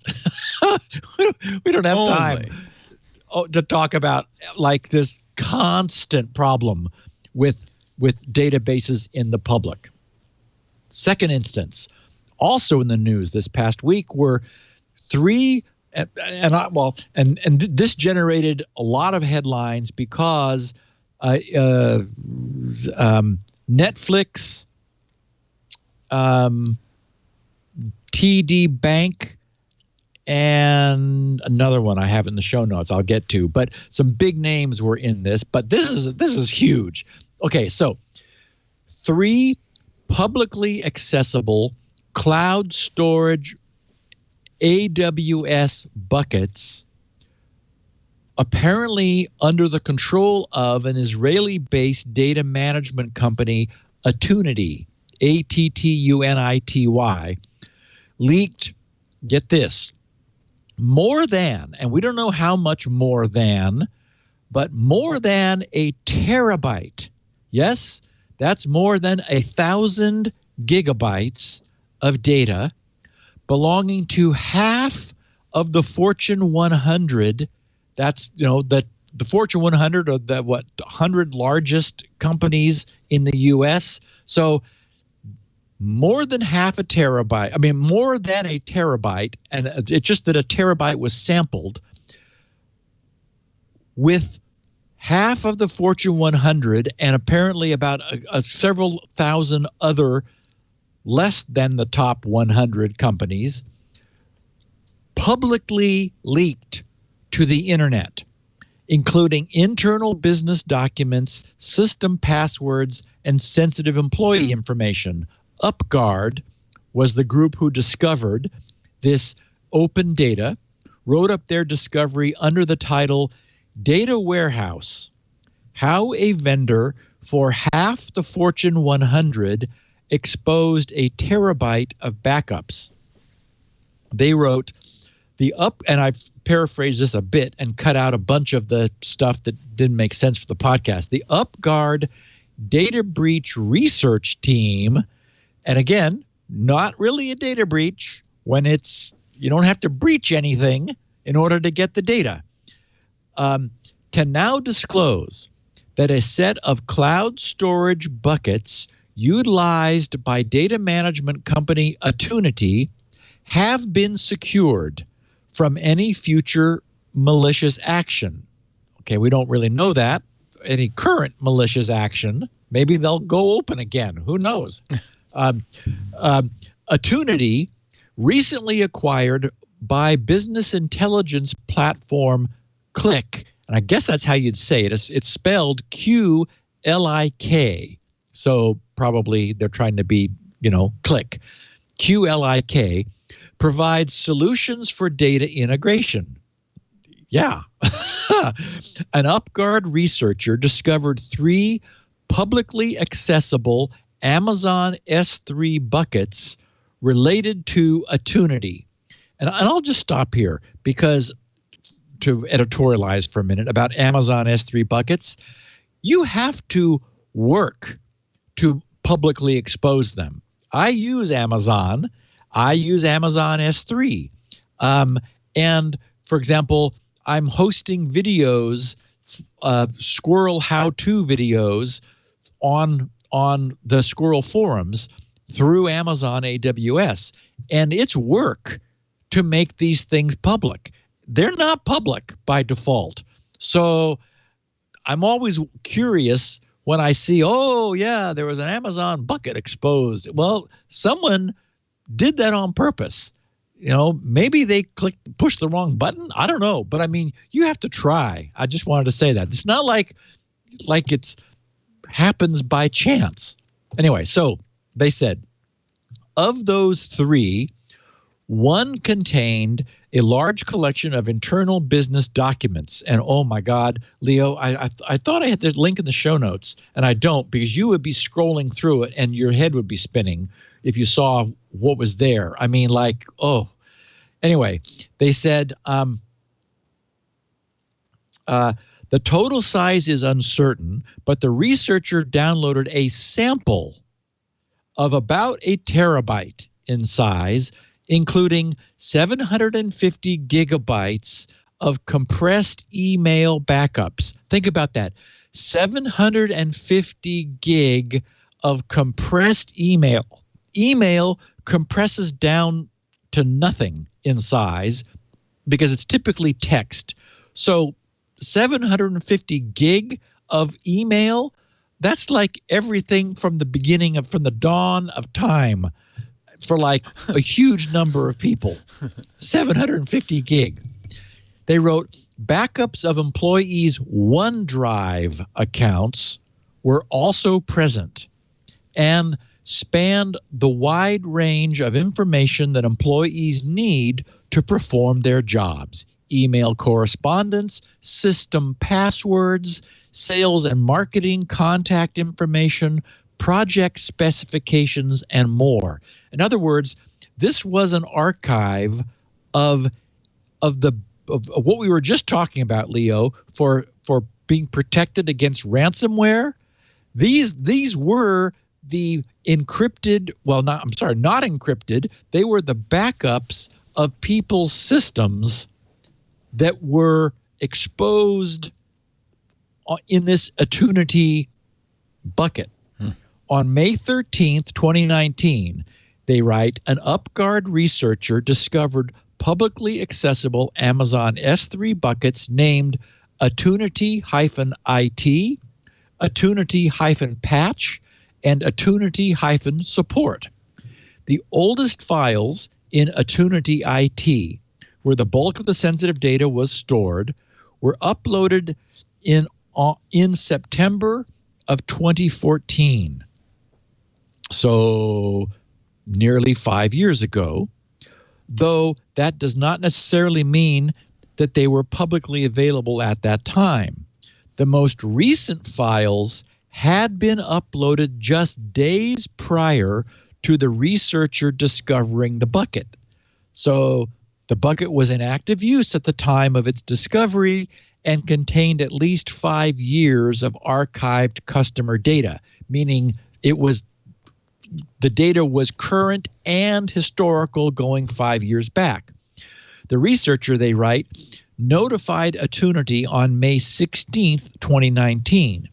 As a result of time zone complications, they said, and due to Attunity having been recently acquired by Qlik, the researcher ultimately wound up speaking on the phone with Qlik support. By the next day, public access to the buckets had been removed. In previous cases, they wrote, we have discussed the complexity. I love this. We've discussed the complexity of fully analyzing and describing data stores that contain copies of users' workspaces and mailboxes.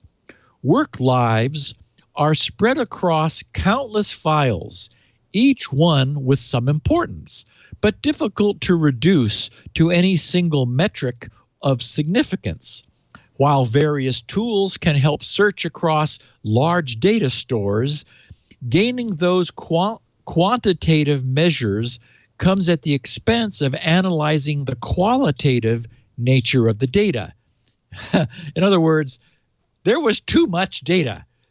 Sorry, but 750 gigabytes, like, we didn't know what we had because there was too much to look at. They said there may be a large number of email addresses, for example, but whether they are enterprise customers or merely marketing targets changes the significance of their inclusion.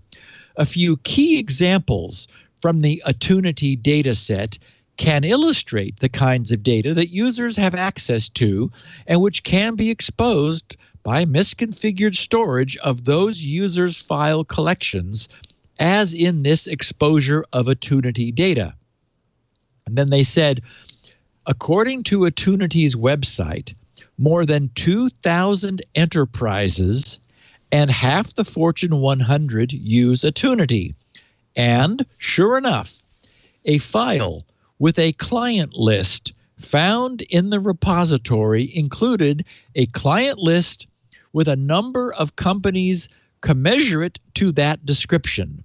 So they also found, apparently, Attunity's customer list, and oh, look, there's half the Fortune 100 and a couple thousand others.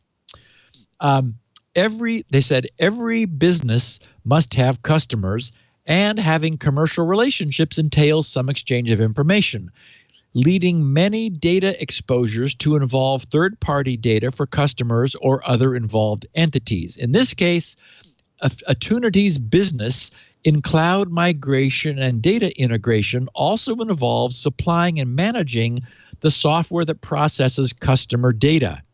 Exhaustively documenting the files associated with each of thousands of companies is not feasible or necessary for the research team's purpose of raising awareness of the risks of data leaks.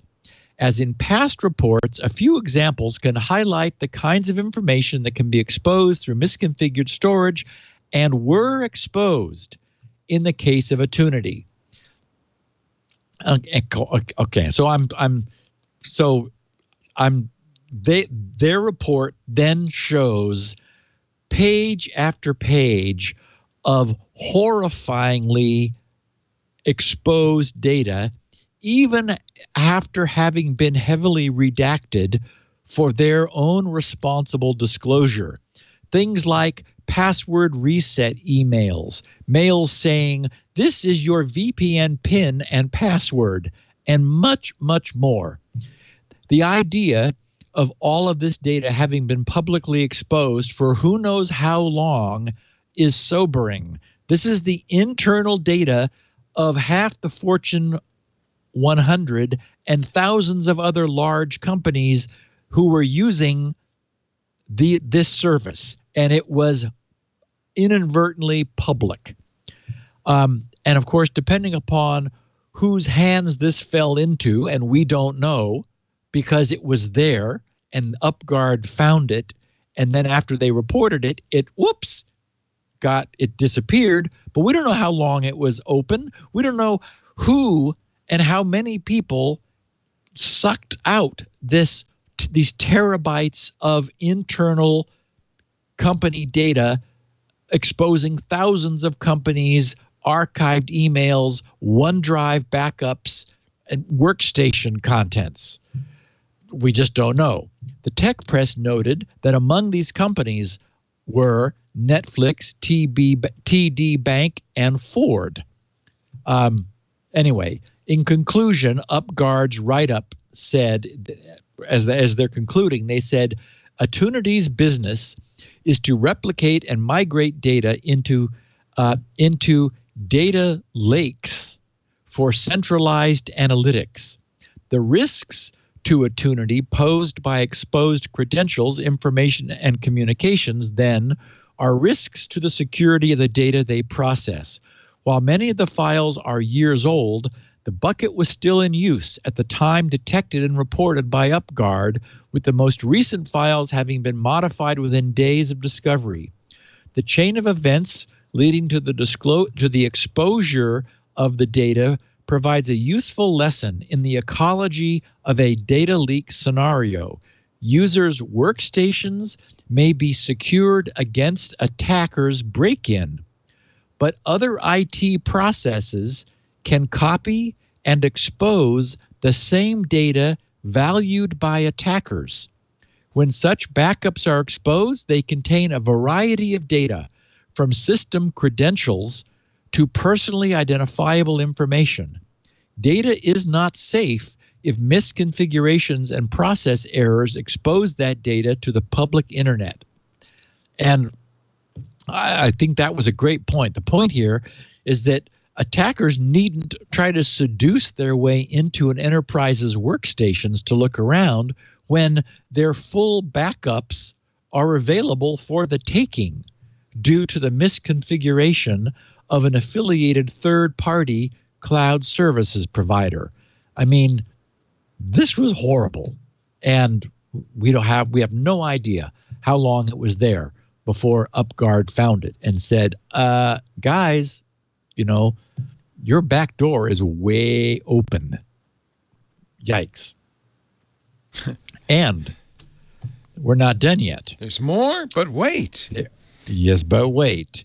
VPN Mentor reports Orvibo smart home devices leak billions of user records. They wrote, our expert cybersecurity research team, led by Noam Rotem and Ran Lokar, discovered an open database, once again, on the internet, open database linked to Orvibo smart home products. And Leo, go to Amazon and put in Orvibo smart home into the Amazon search. Orvibo. These are real people. The database, get this. Despite the name. Yes, despite the name, they're apparently well known. So this open database includes 2 billion logs that record everything from usernames, email addresses, and passwords to precise geolocations. As long as the database remains open, the amount of data available continues to increase each day. Orvibo claims to have around 1 million users. These include private individuals who connected their homes, as well as hotels and other businesses with Orvibo smart home devices. This constitutes a massive breach of privacy with far-reaching implications, these guys write. The data breach affects users from around the world. They said, we found logs for users in China, Japan, Thailand, the US, the UK, Mexico, France, Australia, and Brazil. They wrote, we expect that there are more users represented in the 2 billion plus logs. We first contacted Orvibo via email on June 16th. When we did not receive a response after several days, we also tweeted the company to alert them to the breach. They still have not responded, nor has the breach been closed. So in this case, we have a company producing IoT devices, smart home devices, with more than 1 million active users and a log which is daily being posted to by these devices, numbering more than 2 billion records at this point. They said the amount of data available from Orvibo's servers is enormous. It's also highly specific, which shows just how much data smart home devices can collect about their users. According to the company, there are over 1 million users who have installed Orvibo products in their homes and businesses. The Chinese company, based in Shenzhen, manufactures 100 different smart home or smart automation products. Data included in the breach. And Leo, in the show notes, I have some redacted screenshots from the logs. Email addresses, passwords, account reset codes, precise location, IP address, username, user ID, family name, family ID, smart device, device that accessed the account, scheduling information. And so I have a picture that's been redacted showing this information. And without the redaction, there's the actual stuff. In this, and they say, in this first example, we can see that Orvibo is collecting a large amount of data about its users. In this case, not all of the data points are recorded. However, we have other examples that include very specific geodata, chosen family names, usernames, passwords, and the reset codes that would allow for account takeover. And they show another screenshot of that, and then a screenshot that follows. They say these data logs are for the same account, which we can verify with the matching email address and user ID number. In the first, we only had the email address, IP address, and a reset code. With this code accessible in the data, you could easily lock a user out of their account since you don't need access to their email to reset the password. The code is available for those who want to reset either their email address or password. This means a bad actor could permanently lock out a user from their account by changing first the password, then the email address. Orvibo does make some effort into concealing the passwords, which are hashed using MD5 without salt. The above example is a small sample. Okay, remember, more than 2 billion of these records. A small sample of the kind of geolocation data we have. Orvibo keeps logs of precise longitude and latitude coordinates, spelled LATOITIDE, in the data. The precision of the coordinates can lead us to a user's exact address. This also demonstrates that their products track location in their own right, rather than determining location based on an IP address. In this entry from a user in Mexico, it shows exactly which device the user was connected to when the data was logged. According to the Orvibo website, HomeMate is a full smart home system that employs a full range of their products to connect your entire home. This amount of data shows just how vulnerable a user can be should a hacker take advantage of this breach. Data which, again, is right now publicly available. One of the products Orvibo offers is a smart mirror. This includes technology to show the weather and display the user's schedule. Here, we have a log for the schedule the user has set with a customized name, Winter Week Morning, giving us precise information about the user's calendar. This is a data log that includes a large number of devices connected to a single account. We can see a clear record of the user having one of Orvibo's smart cameras. Another device is named Massage Room.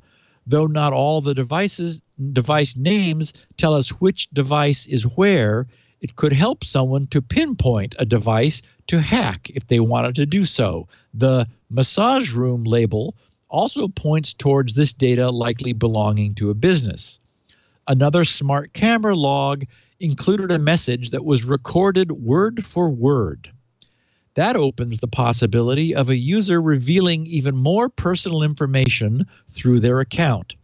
It's important to note that not every single data log included every type of personal information. However, even with over 2 billion records to search through, there was enough information to put together several threads and create a full picture of a user's identity. Okay, and now just for a minute, stop to consider that this is a Chinese company based in communist Shenzhen, China. The concern here is with a massive and incredibly irresponsible disclosure of extremely sensitive customer data. But even if this massive multi-billion record database were not exposed, it is still being gathered and retained. But to what end and business purpose? Why log all of this? A breach of this size, they say, has massive implications. Each device in Orvibo's product catalog can have a different negative impact on its users. This is on top of having an abundance of identifying information about users. Much of the data can be pieced together both to disrupt a person's home while possibly leading to further hacks. Though Orvibo does hash its passwords, we tested the security ourselves to see how easy it was to discover the real password. In some cases, we uncovered our own password. In order to test this, we created our own account, then searched for our email address to see what account information was accessible. Though our chosen password was hashed, it was easy to crack.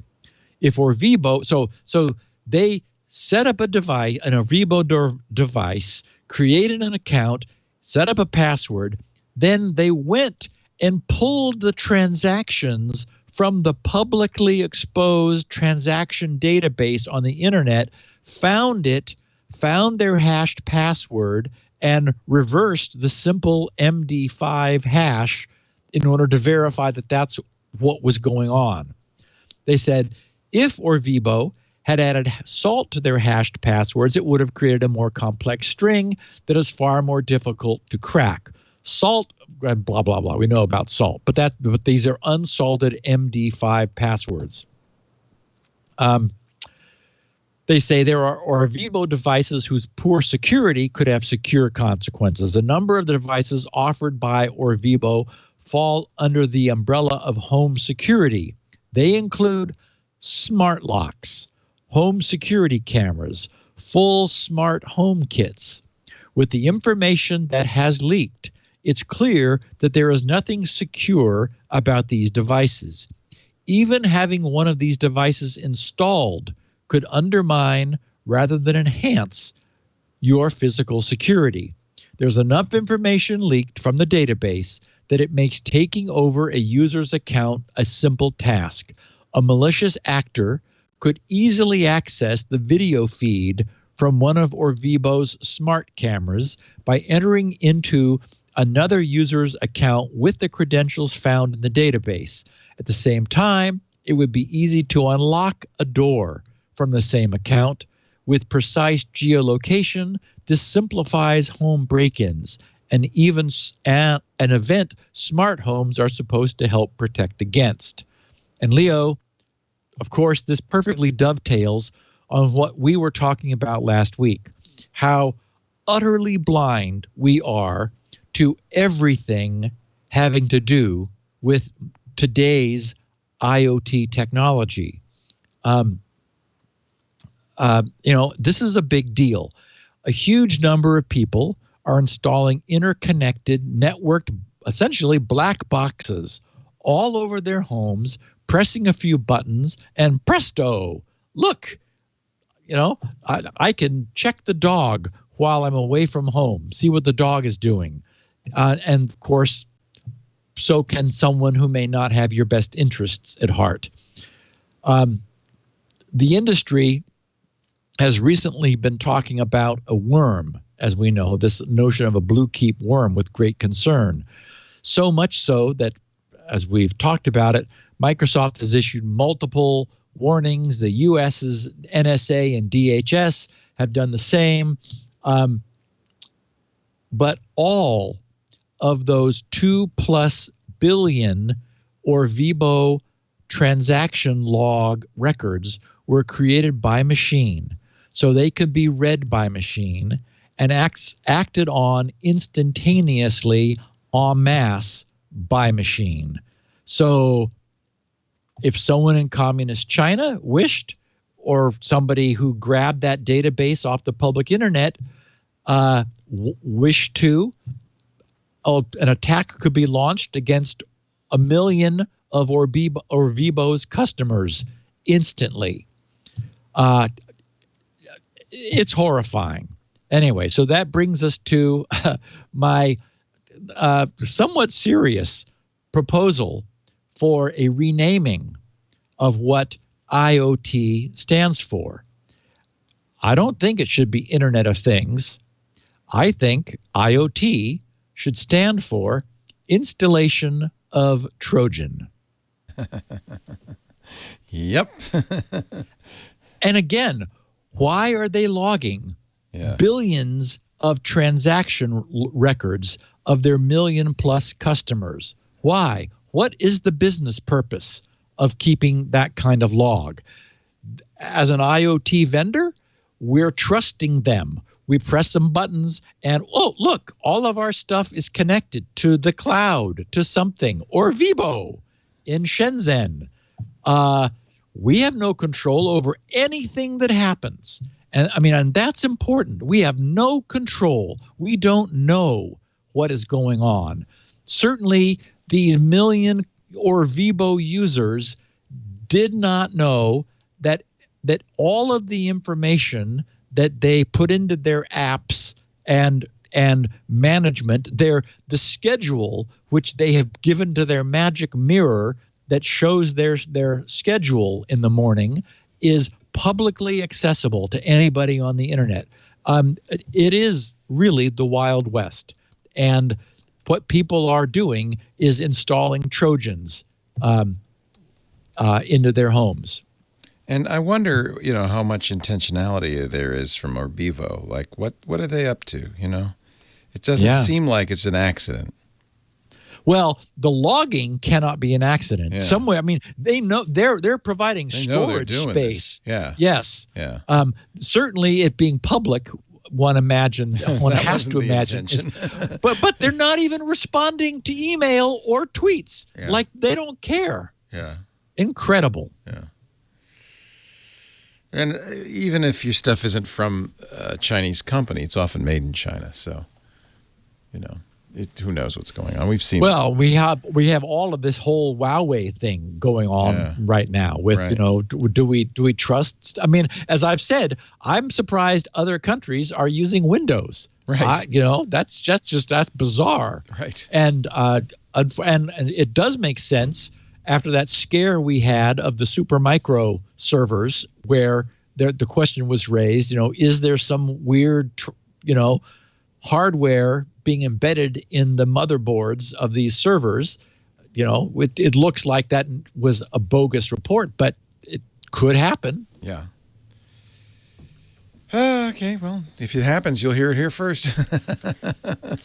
You can listen to us do this show live if you want. We do it Tuesdays at 1:30 Pacific, 4:30 Eastern, 20:30 UTC.